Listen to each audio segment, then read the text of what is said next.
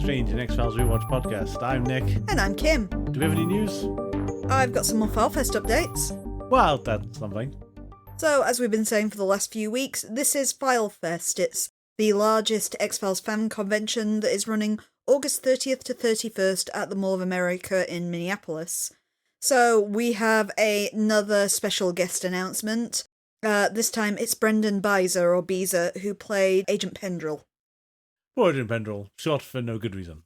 You know, I always forget he's got a first name as well. He's Sean Pendrell. No, he doesn't. Also, in case you're interested, there is an open call for vendors for the event at the moment.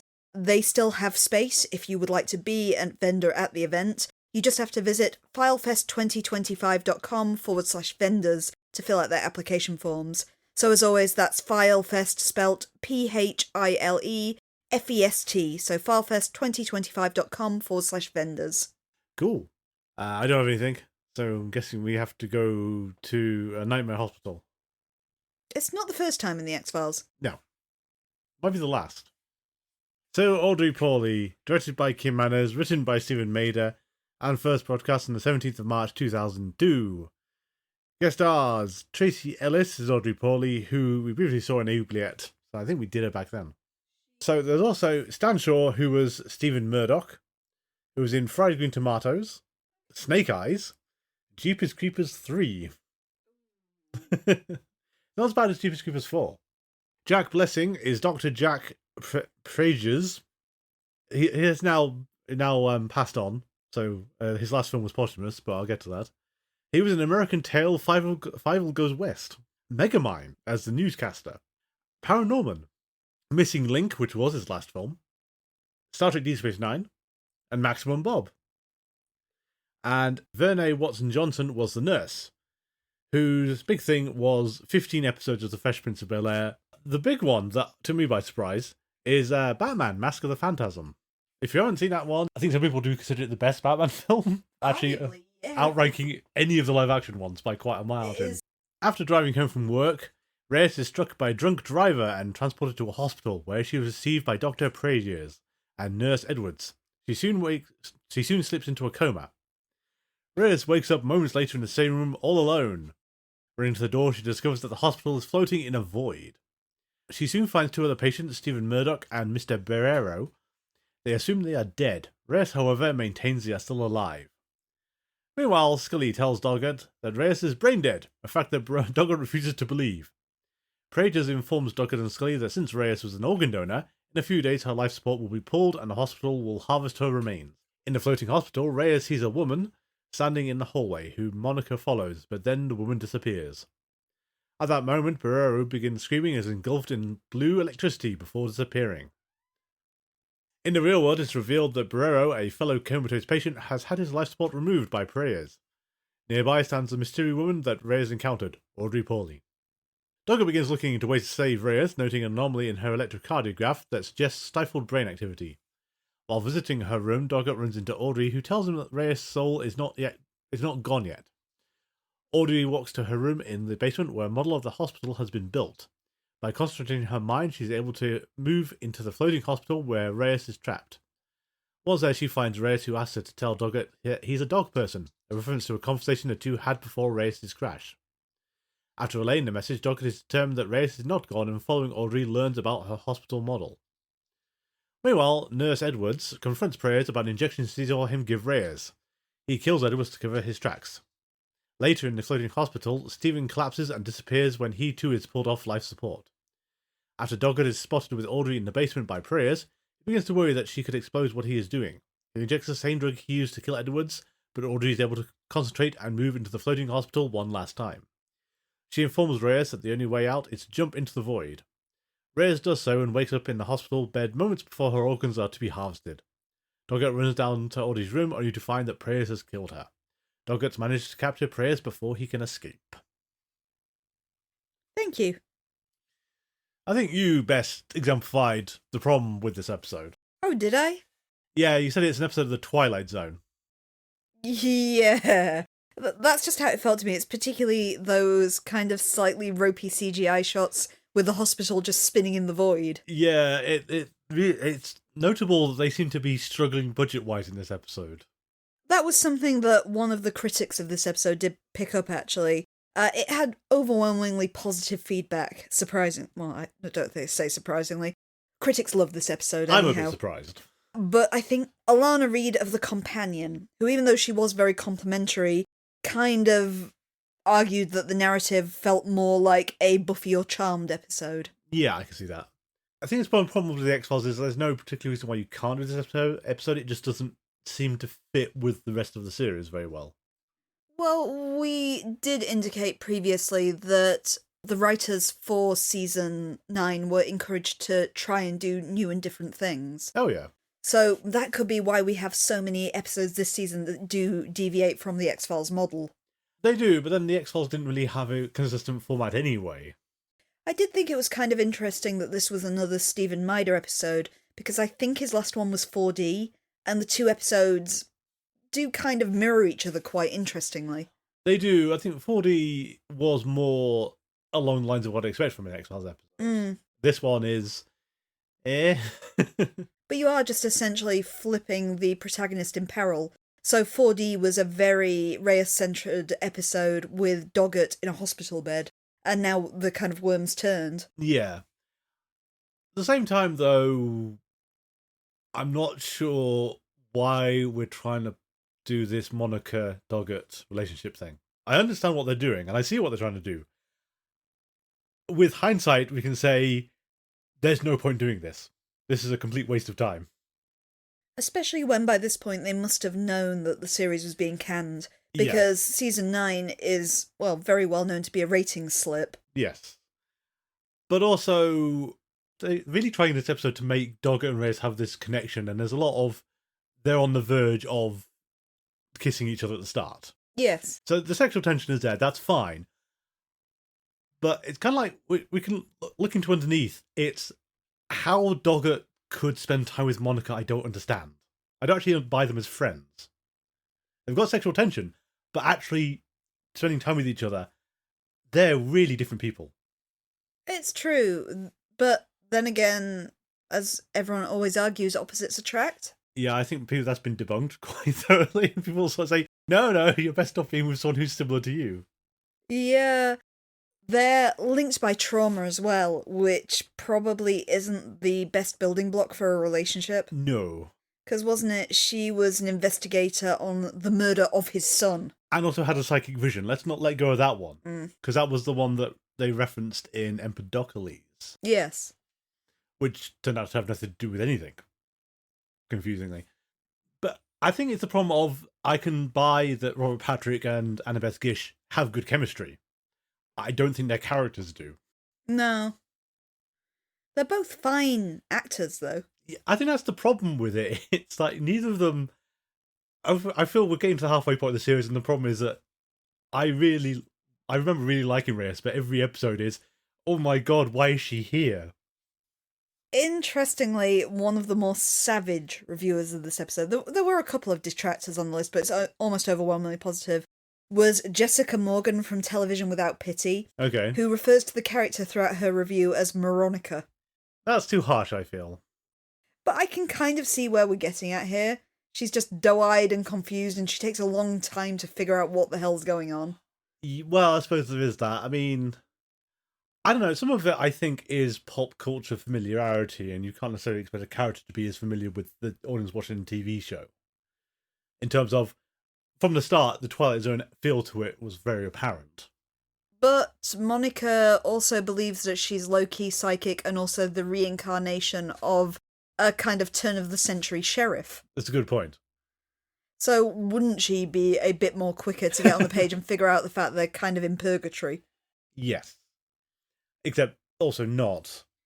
It's a kind of an interesting thing. It's like we've had tulpas and thought forms in the series, and that's kind of what this is. It's like a thought construct that's been made to help protect people by Audrey Pauley herself. Yeah, although not actually for that, because it's her own personal space that somehow people are getting into. Yeah. And then gruesomely fading away if their bodies die while they're there. Yeah, and again, not one of the better special effects they pull in this episode. I've seen horror movies that have tackled the same concept, though. It is one that you see often, that whole... Well, it's the Jacob's Ladder effect, isn't it? Of, has he survived or is he in purgatory? Yes, well, you also pointed out to me there's that film we found on Netflix, which is basically this episode for 90 minutes. It is. As a pilot episode for a series that I got can't cancelled. remember its name, But unfortunately. it never got made, did it? But no, it didn't. It was down gets you towards hell and up goes towards heaven in this hospital. Yeah, they are in a hospital as well, though they spend a lot of time in, like, back rooms and parking lots and stuff. But it is that concept of people waking up in a hospital after they've had accidents, and if there's entities in there that are convincing them to go up or down. Yeah. And going down would take you to hell, and going up would take you to the other place. Yes. One thing that kind of bugs me about this episode, and I know this is, I don't know quite what to attribute this to, because you've seen a lot of things. I mean, I'm just realising that Dark Souls actually has the same solution. Dark Souls? Dark Souls. So when you go to the painting world in Dark Souls, the secret level, yeah. the only way out of that place, because you can't use the bonfires to teleport yourself out, you've got to leap off of Priscilla's arena into the void. True, yes. And that throws you back out the painting. And that's the solution at the end of this episode for how Reyes is going to wake up.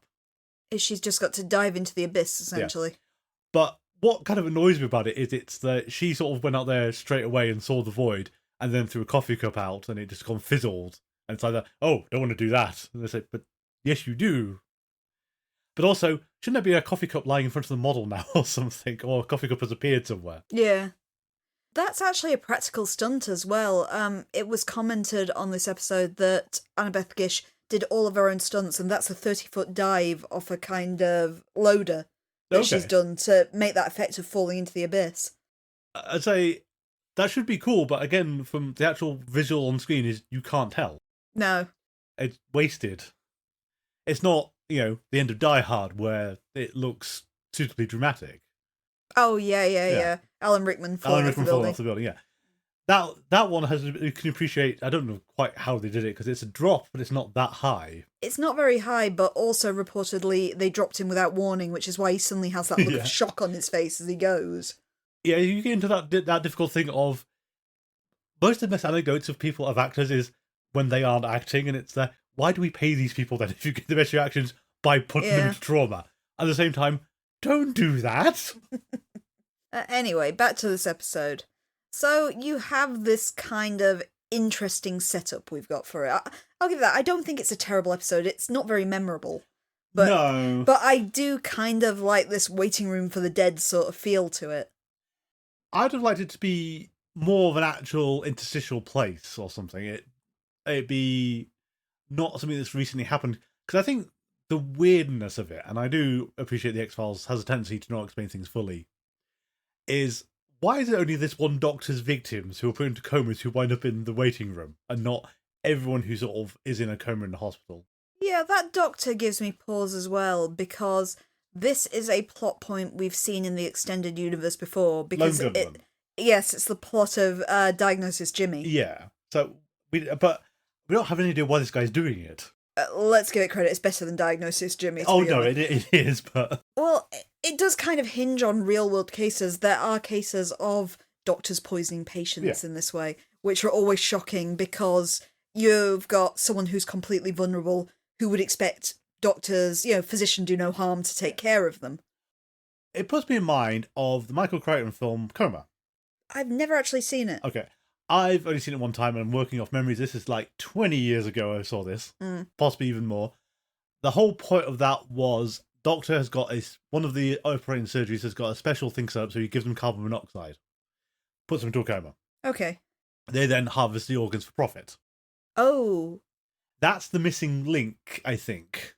You do almost have a feel of that here, because there's the whole thing about her living will, her being a donor. But that's altruistic how they're presenting that, isn't it? Yeah. I mean, it's not like and I do realise the problem, our mindset of organ donation is always a good thing, but in America, there will be a profit incentive attached to that. At the same time, this doctor is not going to profit from harvesting those organs. No, you need something in place like hell money, where you've got the black market organeers and things like that. It just feels like there's a step missing somewhere in this. And I think the doctor is one of the real points the episode slips on, because it's that we don't understand the villain at all. No, and I didn't remember this episode terribly well. No, me neither. I kind of hit on earlier that he had to be the villain due to the fact that there weren't many other characters. Yeah. But at the same time, I kind of just wanted him to be a doctor doing his job.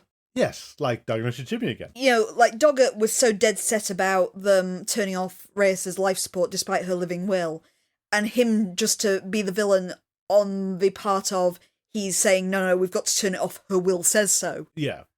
And it's he's in the legal right here. Mm. But I think it's interesting that these episodes wound up together because underneath also has Doggett refusing to accept evidence. We'll get to that in a minute, later. but it's an odd running theme across these 2 episodes for some reason. But this one, it's more heartfelt. In Yeah. fact, reportedly, Robert Patrick was concerned about doing this episode just purely on the basis of a good friend of his had recently passed away and it felt a bit raw for him. So he was worried about becoming too emotional. Yeah. But I guess at least as the experience, you do feel Doggett's pain throughout this. Yes. He acts tremendously well in this one. He does. I mean, no fault from him at all.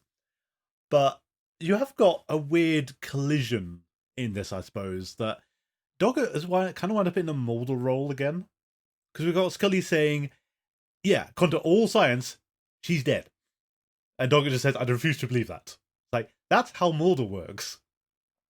To be fair, I think Doggett's got a great argument for this, of needing to do further research, because she was lucid and talking to people and then suddenly crashed on reaching the hospital. Oh, yeah. With no signs of injury or trauma or anything else. I think Doggett's right, this warrants investigation.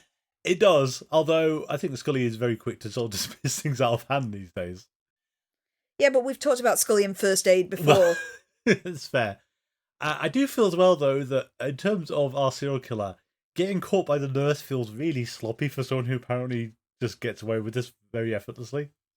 He not only gets caught by the nurse, though, but he then immediately murders her. Yeah, and I don't know how you think you're going to get away with this for long. Well, it's kudos for having such a mundane killer in this episode. I mean, this is about as mundane as we've seen for the X-Files. He literally is just a physician with kind of chemical concoction he's injecting people with. Yes. Probably should talk a bit about Reyes. Because I think you commented, and they do actually deal with it, but Reyes is hospitalised, and the people who show up are Doggett and Scully. And it's not until, like, near the end of the episode they say, oh, yeah, her parents are flying in. It's like, oh, yeah, Reyes has a family. I did think that was kind of interesting, because Reyes hasn't really talked about her family. No. You know, Mulder's mother and Scully's extended family, and even what we've seen of Doggett's estranged wife and dead son. Yeah. They all do have a family unit there, even if it's absent. Yeah. But Reyes has Doggett. Yes. I keep coming back to this, and it's really annoying to me, but I do hold the staff writers responsible for this, is she was created for that one-off moment in season 8, and no one has bothered to develop the character at the time, and they haven't really done it since, of who is she? And that causes lots of problems. It's kind of a shame we never see her parents, though, in the episode. We just get one bit of flavour text quite late on the episode where they say they're flying in from Mexico City or something. Yeah. It's like, cool, and they don't make it. Maybe they had the flight cancelled when she woke up. Did no one... But they should have stood up anyway, because she's been in a coma. Yeah, did no one contact them right away, though, when their daughter was declared brain dead? I suppose it is a matter of hours, so it's not an implausible time span. No. It does feel like there was a bit of a gap before someone realised, writing the script, oh yeah, her parents should probably come in. Does she have parents? Yeah, she has parents. Why not? We haven't said otherwise. Does she have a brother? Sister? Dog?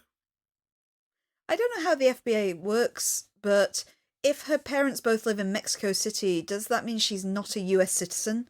Can you become a member of the FBI if you're not a US citizen? I don't have the faintest idea.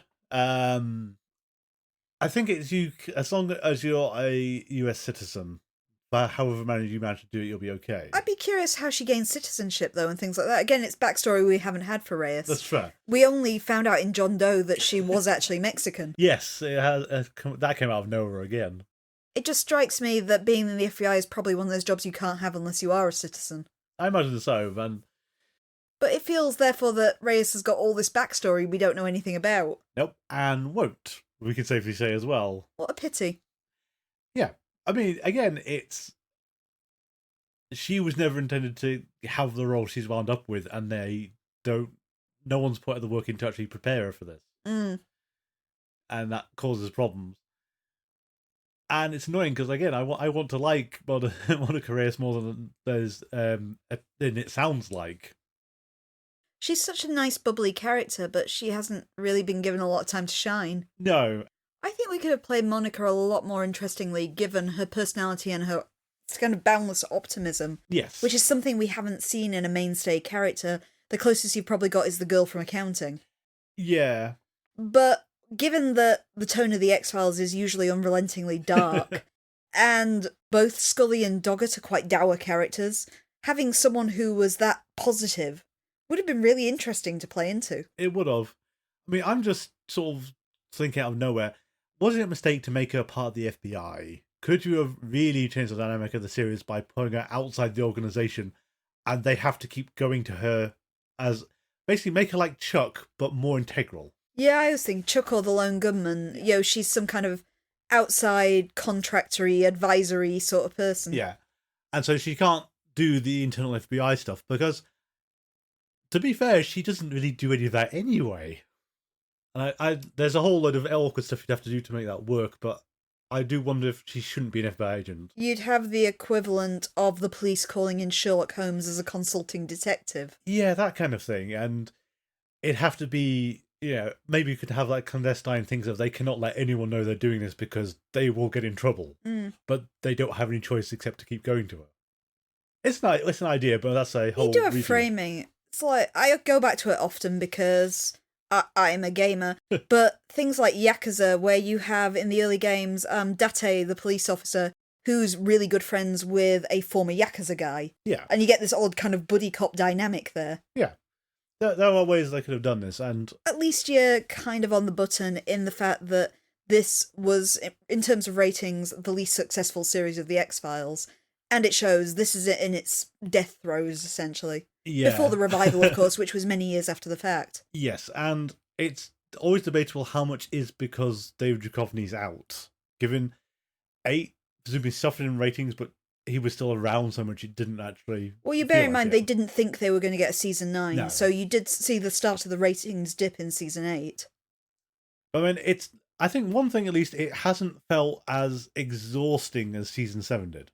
No, true. Because season 7 was a real slog to get through in the end. Give it time.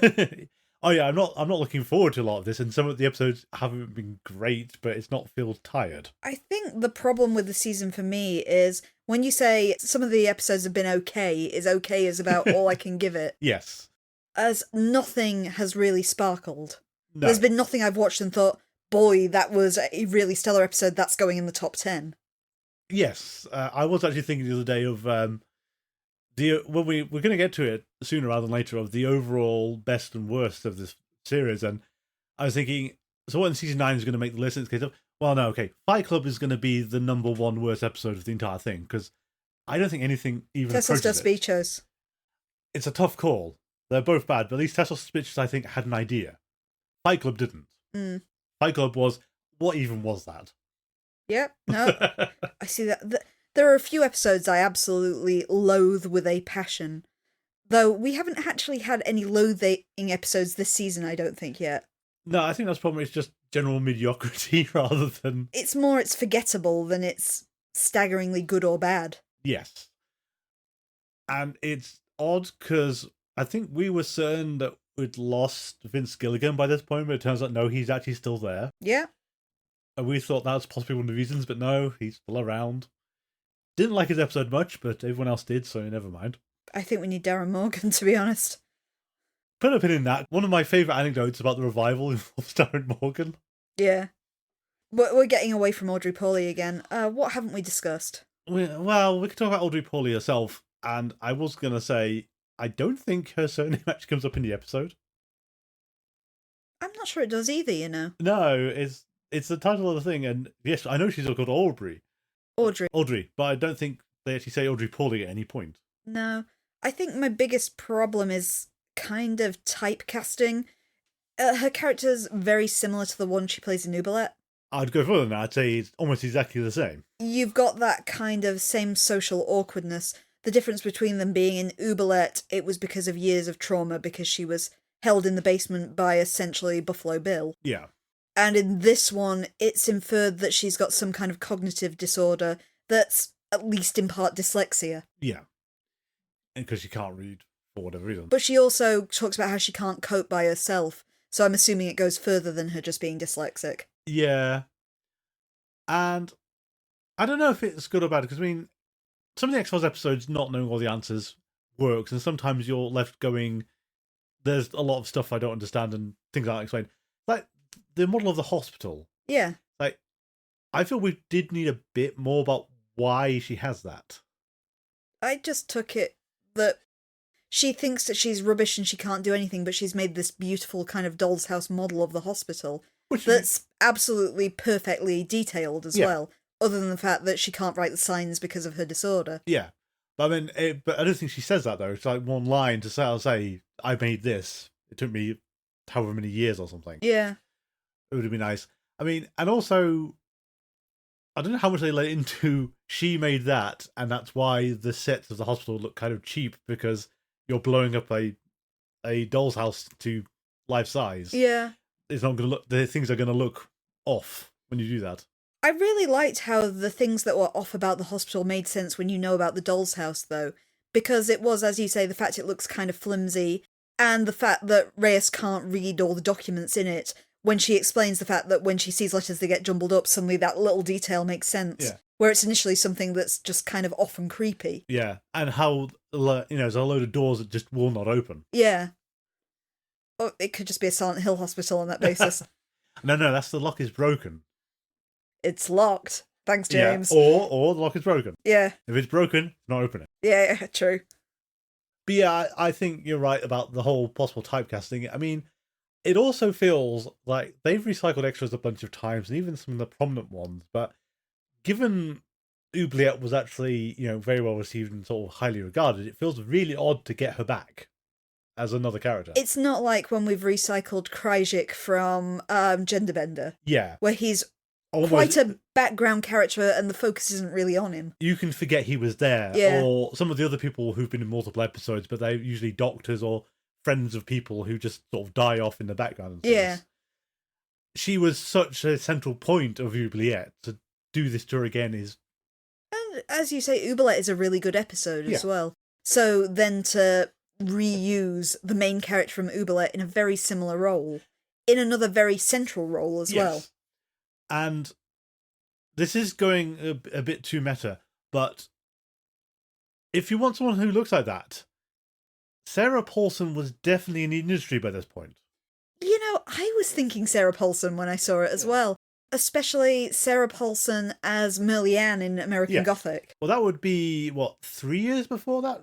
5 years? She would be not as old, but with a bit of makeup, she'd have the right look. Yeah. Because Sarah Paulson does look a lot like her from Oubliette. Yes, she does. You're right. I had the same thought. When I said to you when we were watching it that I recognised the actress, I didn't initially think Oubliette.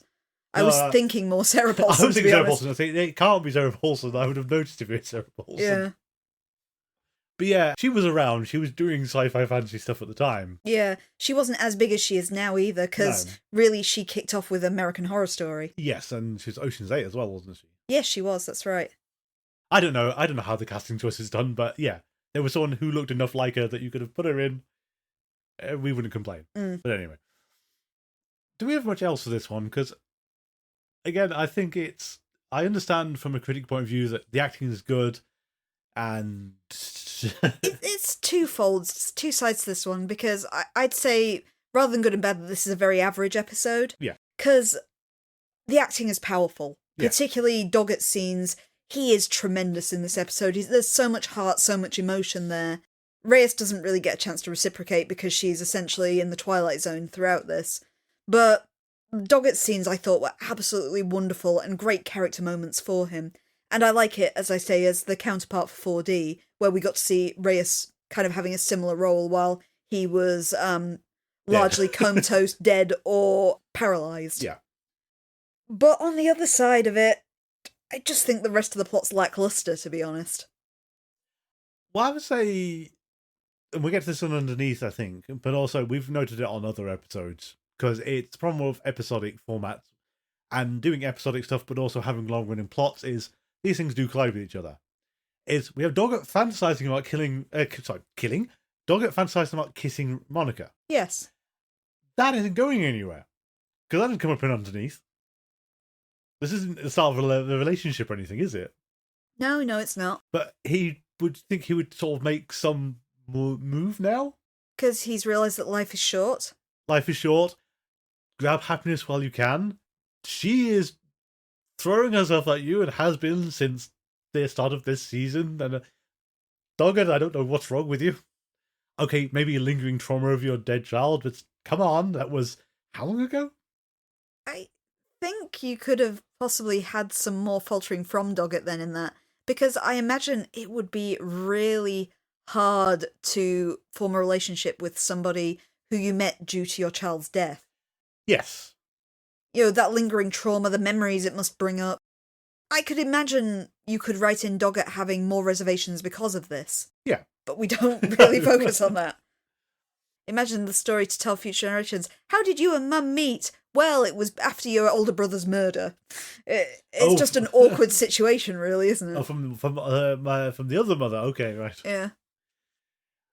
Yeah, and I think it's that problem of good acting, but the rest of the episode is kind of Yeah. Want to move on to Underneath? We can move on to Underneath. Okay, so we go for Underneath is an episode, kind of appropriately, kind of not, that we couldn't remember anything of. I know I must have seen it. I What? don't remember I it at all. So, Underneath, directed and written by John Shaban. First broadcast on the 31st of March 2002. So, guest stars, W. Earl Brown was Robert Fassel. He was in Backdraft. Okay. Wes Craven's New Nightmare. Vampire in Brooklyn, which also featured Mitch Pileggi. Fair enough. Scream. How many films have I seen this guy in? He was in fact Kenny the cameraman. Ah. Yeah. Deep Impact. Yeah. There's Something About Mary. Being John Malkovich, Vanilla Sky. He's in Seinfeld, Carolina City, American Horror Story Murder House, Mandalorian, and in The Last of Us video game. So you're basically saying this guy's been in everything I've ever seen ever. Except you haven't seen Being John Malkovich still. No, I haven't seen Being John Malkovich, but yeah. Yeah, he's been in a lot. Yeah, fair enough.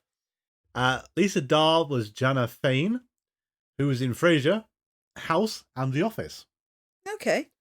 Arthur J. Nascarala was Duke Tomasic. Tomasic? I can't remember how Doggett says this. Who's Duke Tomasic? Is that his old partner? His old partner. Okay. Who was in Copland, an Enemy of the State. I can tell you a bit of trivia that he actually used to be a New York cop as well. Oh, you can tell. That's probably why he's in Copland. Robert Curtis Brown was Damon Kaler, who his first role was in Trading Places. Okay. Being the Movie. Bruce Almighty. Okay. Spider-Man 3. Halloween 2. Can you guess which one? Original? No. Oh no. Oh no. The Men Who Stare at Goats. And L.A. Noire, the video game. So, and I'm counting Halloween 2 in that, mainly comedy then? Mainly comedy. He's definitely one of those.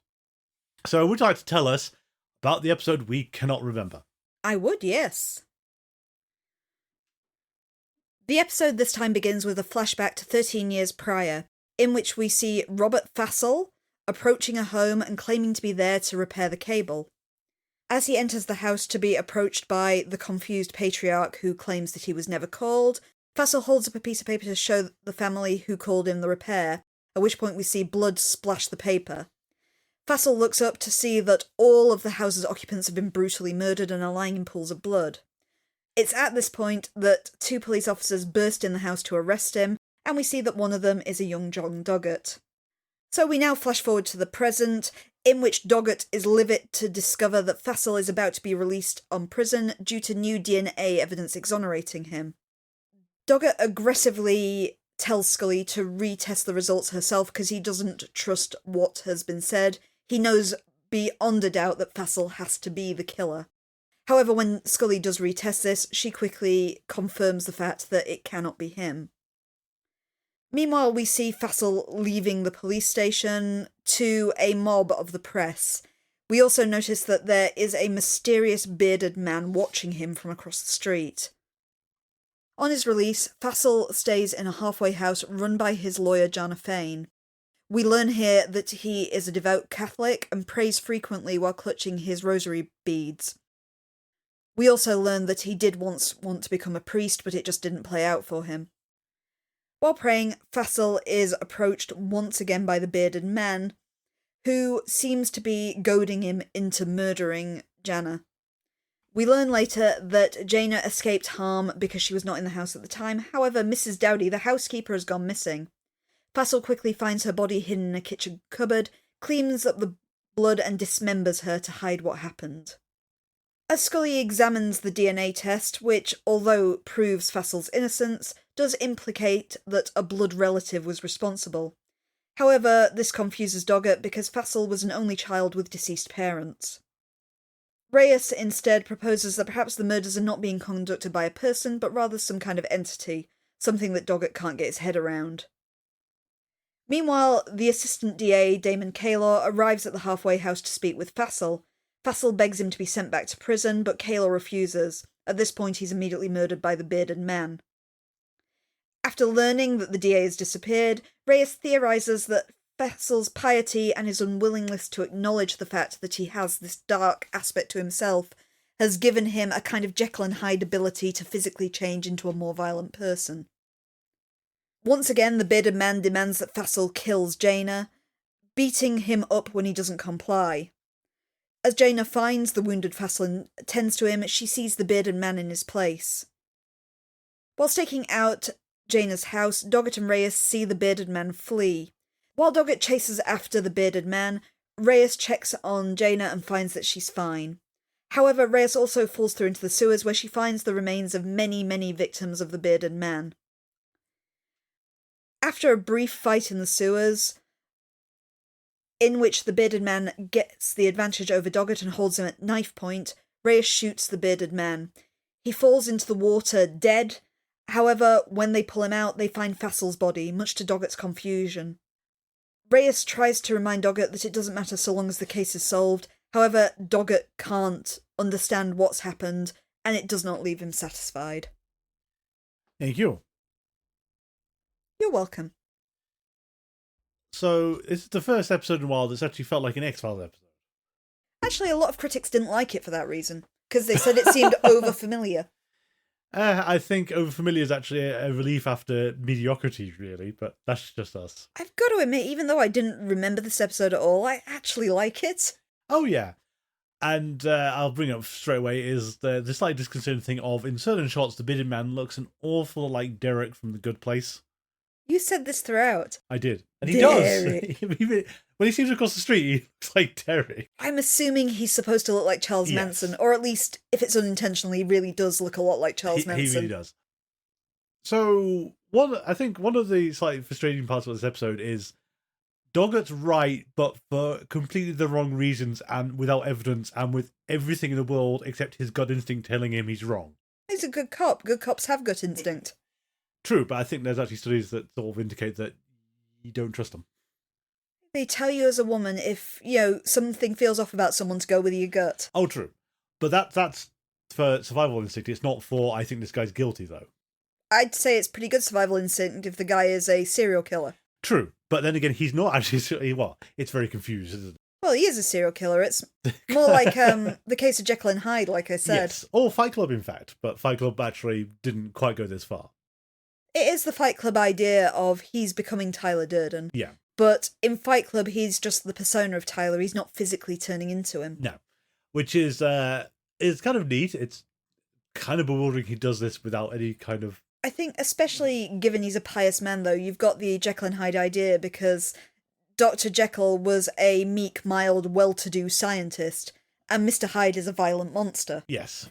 Which is the idea you've got here. It's his repressed self, essentially, which he's over-repressed by being a Catholic. Yes. And that's all good. But again, it's Doggett is right, though, for the wrong reasons. Yeah, but you say that about every case Mulder investigates. Oh, no. Whatever Mulder says, no matter how crackpot, is correct. True. But generally, If Scully did science for Mulder, it'd come back inconclusive. At best, wouldn't it? Very rarely was Mulder given evidence that directly contradicted what he believed. Yeah. It's a case of, yep, we run the DNA sequence twice, it says it's not him. Also, your partner committed several felonies by planting evidence of crime scenes. Yeah, I didn't really get into that in my description, did I? No.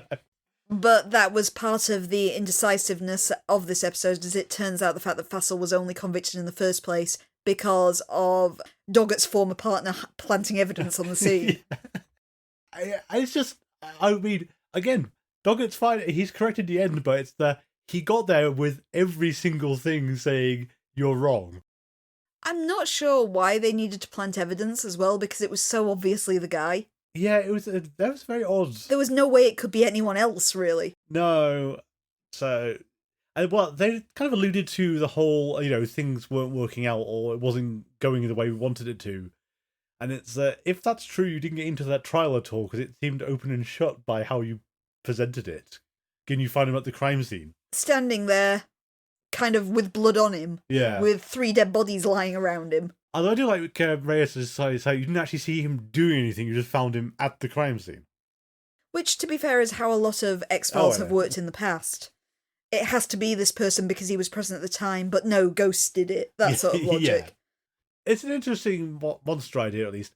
Although I do feel, I do like the episode. I'll maintain that. But the reveal of the subterranean lair, I think, causes some pauses with the timeline.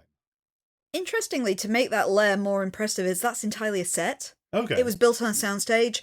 John Shiban did actually want to film it in a portion of the LA sewer system, but following 9/11, there's been a big kind of crackdown on where people are allowed to film. Okay. And so the local board said that he absolutely could not shoot down there, which Shiban was very understanding about, but it led to the creation of this such elaborate, impressive set that you wouldn't even realise it was a set. No.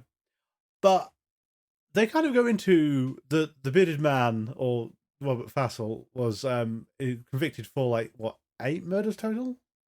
I want to say it was 7 or 8. 7 or 8. It did say in the episode. And there were a lot of bodies down there. I mean, I'm guessing that presumably he was preying on unhoused people or sex workers or something. Some portion of the population didn't care about in 1987. Someone that wouldn't necessarily have been missed right away.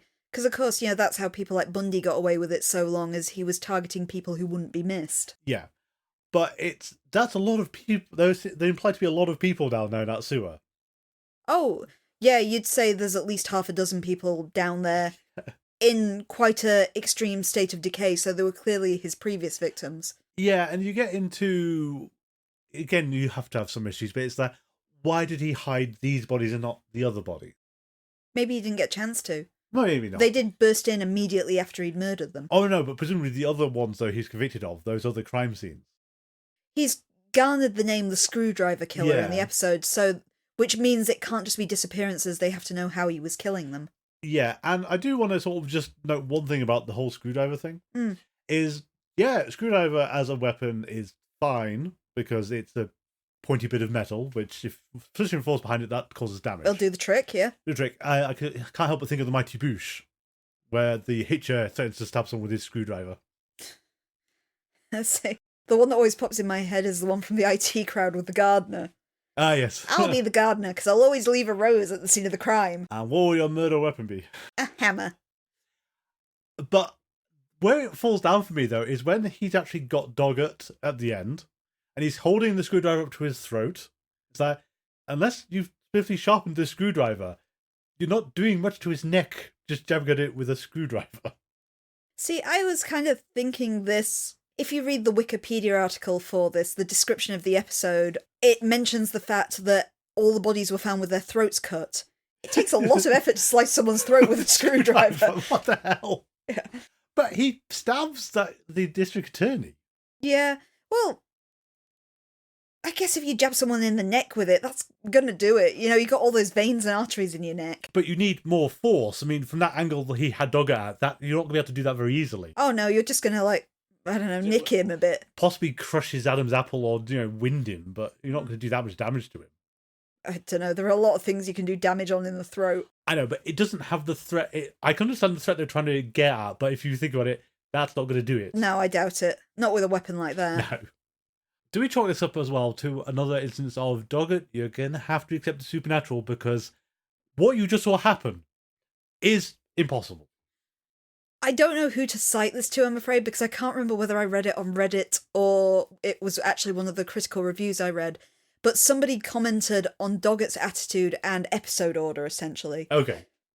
So, early days Doggett, you can buy that a man turning into another man is something unthinkable. He can't get his head around. Doggett has literally seen a man who can turn into a lizard. So, he can now understand and buy man can turn into lizard, but man turns into slightly different man.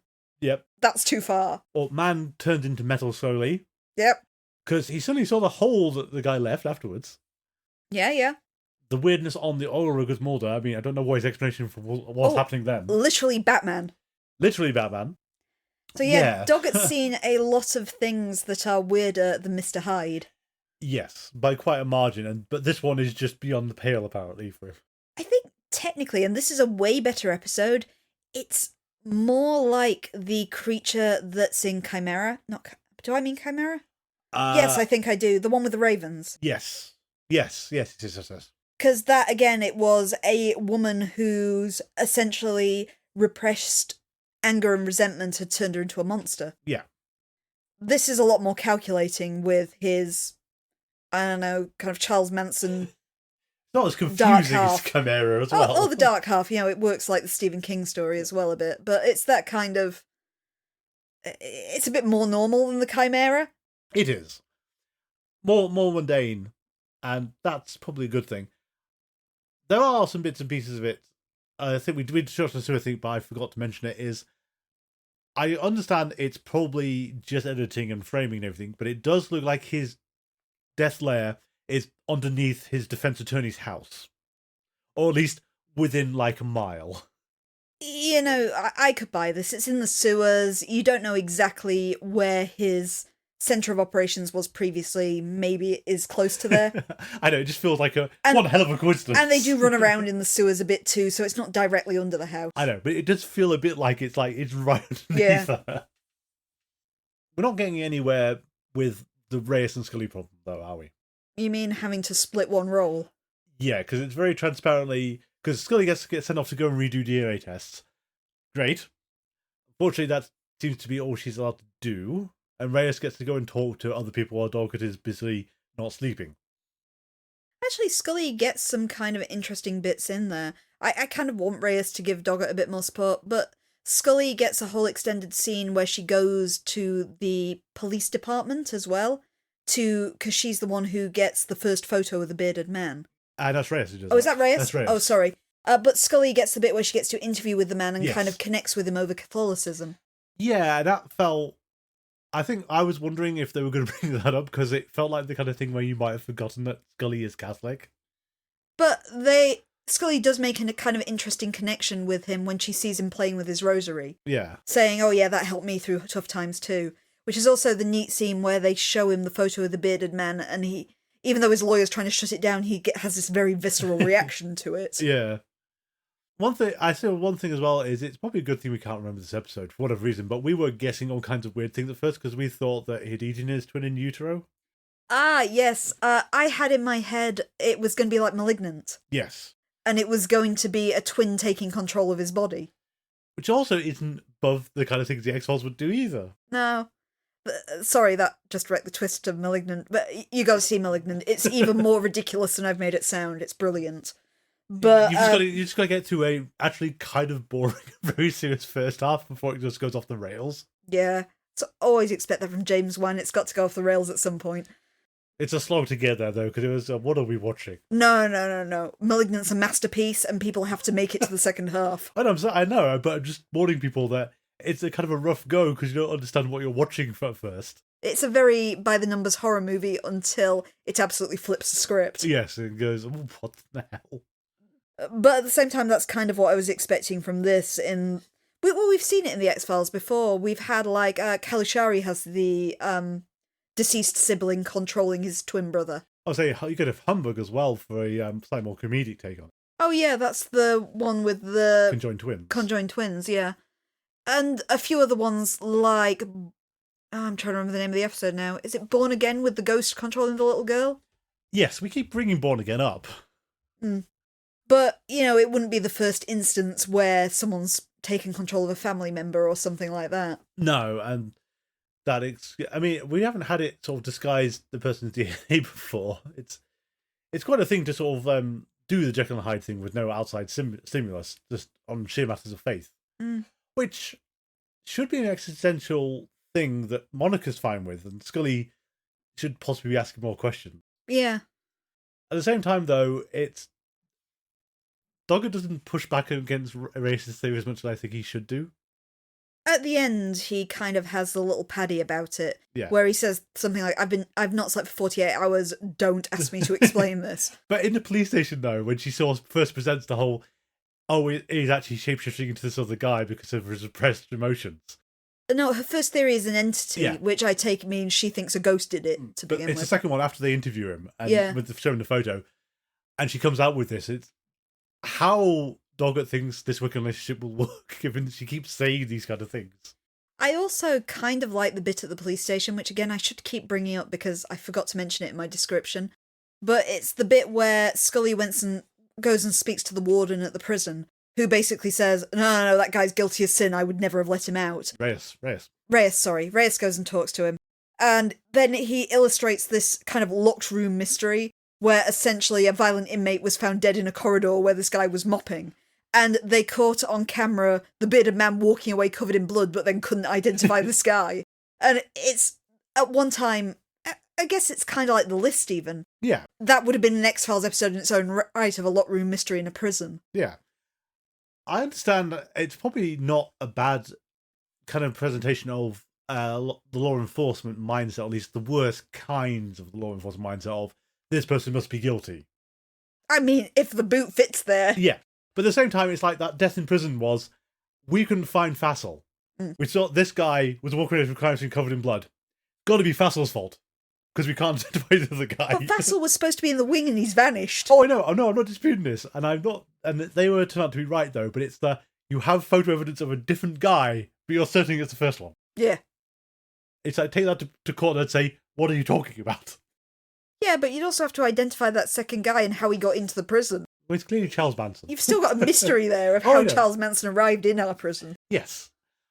But I think that's the problem, is that the episode, I suppose that is the problem with the episode, is that no one engages with the impossible person, per se. Yeah. Like, as you said, for the X-Files, it would be like the List kind of scenario where that prison should this be a long-standing, very strange situation that people don't like to talk about of, this guy apparently broke in, murdered someone, and escaped, and we don't know how he did it. Yeah.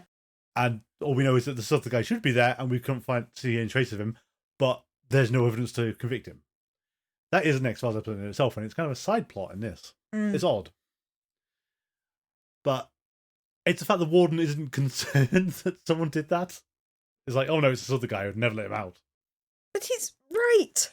I know, but he's right for the worst reasons, though. It's just sort of prejudice and everything. But no, it can't be anyone but Fassel. That's kind of the point. But the evidence doesn't implicate him is the problem, isn't it? That's kind of how a locked room mystery works, you know. Oh, I know, but locked room mysteries don't usually sort of say, we have DNA evidence that kind of exonerates someone because they're shapeshifting into a different person, changing their DNA at a molecular level. But that would be the kind of mystery in the locked room mystery. You have to figure out the trick as how it works. That's the trick in this case. Fair enough, the trick's supernatural in this case. That's the thing with locked room mysteries, is you can't have a supernatural solution, can you? Yeah, you mean rather than some elaborate system where a string's been threaded through a lock and then set on fire. That kind of thing.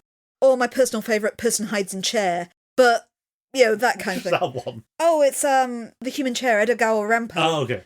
It's one of the most famous locked room mysteries of all time. I was thinking of the Hollow Man with the mirror.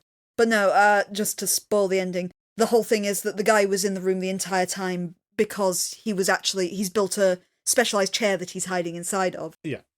But the whole point of locked room mystery is you've got to conform to known physics and everything. Yeah. You can't have the stupid explanation, otherwise you can just walk through the walls.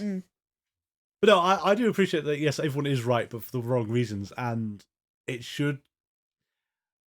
I don't know, after this, you'd think that if Doggett's ever offered DNA evidence, he should sort of just be suspicious of it offhand. Because Yeah, he didn't convict the right guy because he was altering it. And if he can do it, how about other people? Who can say? Exactly. How common is this scenario? Well, we've found 2 of them in the X-Files so far. 2 of them? Again, Chimera one. Oh, Chimera, yeah, okay. We don't know if she was changing her DNA, though. I'm pretty sure she was. She turned into like an 8-foot-tall, powerful monster. Yeah, no, but I don't think they ever brought up the DNA evidence of, it couldn't possibly be her because the DNA we found didn't match us or anything. No, because we saw her do it. Well, yes. I mean, if that's what happened in Chimera, because, all I can remember is the framing device with Scully. The rest of it's just kind of this weird blur. There were mirrors involved, ravens. Yeah. Mulder had a nice dinner and Scully was trapped in a crumbling apartment building. A nice little kid's Easter party in which they find a corpse buried in the flower beds. Yeah, and that wasn't the sting, was it? No, it wasn't. It was sort of a weird positioning. Do we have much else for Underneath? I don't think so. I really like it. I think it's how much you like this episode depends on what you're looking for at this stage. It's like, if you want a solid classic X-Files story, this is it. Yeah, if you want something new and experimental, no. But on the other hand, why watching the X-Files if you want something new and experimental? I'll get back to that when we get to the episode that's just the string of letters and numbers.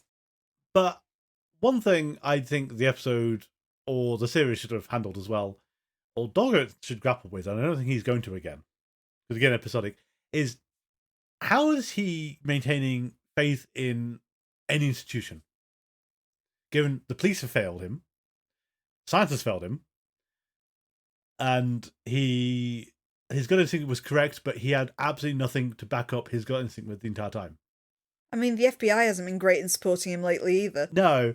So it's like, why is Doggett's crisis of faith? Because he's kind of wandering into a Mulder position where there's no one helping him, but he's just blundering on regardless. And he doesn't have... Actually, that's fine. One of the interesting points I thought was there's a bit where he wants the truth. It's very Mulderism thing he's suddenly demanding. And how the episode concludes, though, Reyes kind of indicates that the important thing is justice, not truth. Yes, that's true, she does. Because she says the case is closed, regardless of how we got there. I think that's the reassurance for Doggett, though, because Doggett is breaking down. It's like his cop friend said early on, that if he keeps pushing for this, it's going to break him. With the friend evidently inferring it's because he'll find out about the falsified evidence and it'll really shake his faith. Yeah. But it kind of goes the other way, is you get to that same conclusion, but it's because Doggett witnesses an explanation that can only be supernatural. And I think that's the Reyes's reassurances, if you can't get your head around it, that's fine. We've got justice. Yeah. And I think, and we would have had this in previous episodes for both Mulder and Scully, is I don't think we get an episode for Doggett to come back from this. Because I think you might actually want to put John Doe here. Mm. As in, this is him coming back out of a supernatural mystery thing into a more solid procedural stuff. We have to get rid of the memory vampire. Next episode's improbable, though, so we're not getting that. It's interesting you should mention the episode order, because this was originally supposed to be the 9th episode in the series, which would still put it after John Doe. It would put it after Hellbound, I think, technically, if you put it 9th in sequence. And that doesn't... So it would fall just before Provenance. Yeah, doesn't help. It was one of those that was filmed out of sequence. Doesn't help anything. No. I was trying to think back then and see if we could put it before John Doe for you, but either way it would be after it. Oh, that's the only one I can think of where you'd actually have the right feeling for Doggett has got himself in trouble with the cartels because he needs to do something that feels like real police work or makes sense to him. And then he runs afoul of everything. And then Memory Vampire. Which is a bit more awkward, but then he sort of comes back into things, and that could have been more graceful. But instead, we're going to go to Improbable. And Scary Monsters. If you're indifferent to Underneath, I would like to hear from you. Because I don't get... Well, as you said, it's the whole they want something more experimental, but you're watching The X-Files. Do you not expect it to be like The X-Files? You want experimental, go watch a different show. Mm. I did see a commentary about Underneath that I can't really judge, but somebody commented on it being more like a plot from Millennium. Which, as far as I understand, Millennium sounds fair, but I've never actually seen it. Well, the distinction between X-Files and Millennium can be fuzzy anyway. Mm. given the two of them one arose out the other for one thing. Yeah. Have collided with each other, so there's no reason why you can't do a Millennium episode. But I think having it seem like a Millennium episode is better than it's feeling like a Twilight Zone episode. Yeah, true. I just remembered there was the modern Outer Limits. There was, yep. Wasn't great, was it? No, it wasn't. No, I saw the old Outer Limits, but the new one, woof. The old one's pretty good, to be fair. I'm a bit of a sucker for anthology series, though I personally think it's a bit overrated, the Outer Limits. Well, I think the problem is that we've actually seen the Outer Limits and Twilight Zone done in their superior form, which of course is Futurama with the Scary Door, which has boiled both series down to the absolute 30-second minimum every plot. True. And if you've never seen them, they are wildly entertaining and should be able to find a cut of them. There's only like 4 or 5 of them total, isn't there? Yeah. There's not many Scary Door episodes. And they're only ever like a maximum of 2 minutes long. I think it's even 2 minutes. It's like 20 seconds or 30 seconds. They are incredibly brief. Oh, some of them are longer than others. They are, but the funniest one is like 20 seconds. Yeah. But yes, if you'd like to get hold of us and defend underneath or damn Audrey Pauley or both, our email address is thingsagainstrange42@gmail.com. And you can also find us on social media, and do hook me up if you'd like me to promote anything at the start of the show.